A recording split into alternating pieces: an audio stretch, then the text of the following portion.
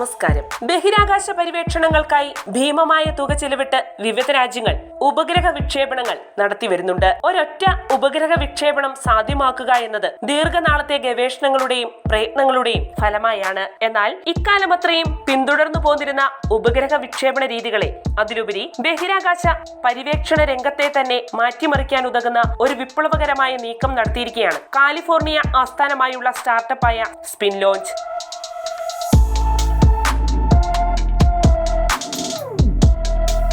കാഴ്ചയിൽ അന്യഗ്രഹ പേടകങ്ങളുടേതിനോ അല്ലെങ്കിൽ പാൻ കേക്കുകൾക്കോ സമാനമായ നൂറുകണക്കിന് പരന്ന മൈക്രോ സാറ്റലൈറ്റുകളെ ഭൂമിയുടെ താഴ്ന്ന ഭ്രമണപഥത്തിലേക്ക് വിക്ഷേപിക്കാനുള്ള ഒരുക്കമാണ് സ്പിൻ ലോഞ്ച് നടത്തുന്നത്. ഒരു ഭീമൻ അപകേന്ദ്ര പീരങ്കി ഉപയോഗപ്പെടുത്തി സാക്ഷാത്കരിക്കുന്ന ഈ അതിനൂതന ആശയം ഉപഗ്രഹ വിന്യാസ ചരിത്രത്തിൽ നാഴികക്കല്ലായി മാറുമെന്ന് മാത്രമല്ല, സ്പേസ് എക്സ് പോലുള്ള സ്ഥാപിത കമ്പനികൾക്ക് ശക്തമായ ഒരു വെല്ലുവിളിയായി തീരുകയും ചെയ്യും.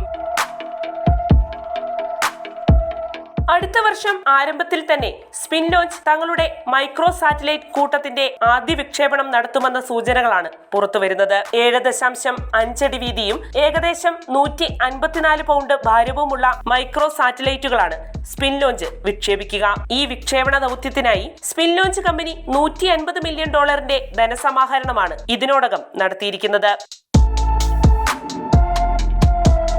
ആദ്യ ബാച്ചിൽ 250 ഉപഗ്രഹ വിന്യാസത്തിനാണ് കമ്പനി പദ്ധതിയിട്ടിരിക്കുന്നത്. അതിനായി ബഹിരാകാശ പ്രതിരോധ മേഖലകളിലെ വിവിധ സാങ്കേതിക സംവിധാനങ്ങളുടെയും ഉൽപ്പന്നങ്ങളുടെയും ആഗോള വിതരണക്കാരായ നോർവേജിയൻ കമ്പനിയായ കോങ്സ്ബെർഗ് ഡിഫൻസ് ആൻഡ് എയ്റോസ്പേസ് പോലുള്ള വൻകിട കമ്പനികളുടെ നിക്ഷേപ പിന്തുണയും സ്പിൻ ലോഞ്ചിനുണ്ട്. ഇത് ഈ കമ്പനി സാക്ഷാത്കരിക്കാൻ പോകുന്ന നൂതന സാങ്കേതിക വിദ്യയിലുള്ള വിശ്വാസ്യതയ്ക്ക് അടിവരയിടുന്നു. സ്പിൻ ലോഞ്ചിന്റെ ഉപഗ്രഹ വിന്യാസത്തിനായുള്ള അതുല്യമായ സമീപനത്തിൽ വാക്വം സീൽഡ് ചേംബറും പെലോഡുകൾ ത്വരിതപ്പെടുത്തുന്നതിന് സ്പിന്നിംഗ് ആംസും ഉപയോഗിക്കുന്ന ഒരു നൂതന വിക്ഷേപണ സംവിധാനം ഉൾപ്പെടുന്നു. ന്യൂ മെക്സിക്കോയിൽ നിന്ന് 10 റോക്കറ്റുകൾ സബ് ഓർബിറ്റൽ ഫ്ലൈറ്റിലേക്ക് വിക്ഷേപിച്ചുകൊണ്ട് ഈ സബ് ഓർബിറ്റൽ ആക്സിലേറ്റർ ഇതിനോടകം തന്നെ അതിന്റെ കഴിവ് തെളിയിച്ചിട്ടുണ്ട്. ഈ പ്രക്രിയയിൽ 5000 മൈൽ വരെ വേഗതയിൽ വസ്തുക്കളെ കറക്കുന്നതും മുകളിലെ അന്തരീക്ഷത്തിലേക്ക് വിക്ഷേപിക്കും മുമ്പ് 10000 GS വരെ ഉയർന്ന ബലങ്ങൾക്ക് വിധേയമാക്കുന്നതും ഈ പ്രക്രിയയിൽ ഉൾപ്പെടുന്നു.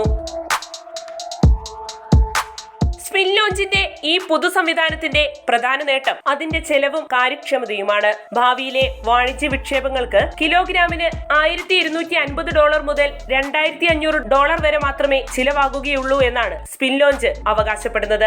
ഇത് സ്പേസ് എക്സിന്റെ ഫാൽക്കൺ 9 റോക്കറ്റുകളുടെ വിലയുടെ പകുതിയിൽ താഴെയാണെന്നതും ശ്രദ്ധേയം. കൂടാതെ വിക്ഷേപണ സമയത്ത് ഹരിതഗ്രഹവാതക ഉദ്വമനം ഇല്ലാത്തതും ബൂസ്റ്റർ റോക്കറ്റുകളുടെ ആവശ്യകത ഇല്ലാതാക്കുന്നതും ബഹിരാകാശ യാത്രയ്ക്ക് കൂടുതൽ സുസ്ഥിരമായ സമീപനത്തിനാണ് വഴിയൊരുക്കുന്നത്. ഇത് പരിസ്ഥിതി ആഘാതവും ബഹിരാകാശ പര്യവേക്ഷണങ്ങൾക്കിടയിലെ അവശിഷ്ടങ്ങളും മാലിന്യങ്ങളും കുറയ്ക്കുന്നു.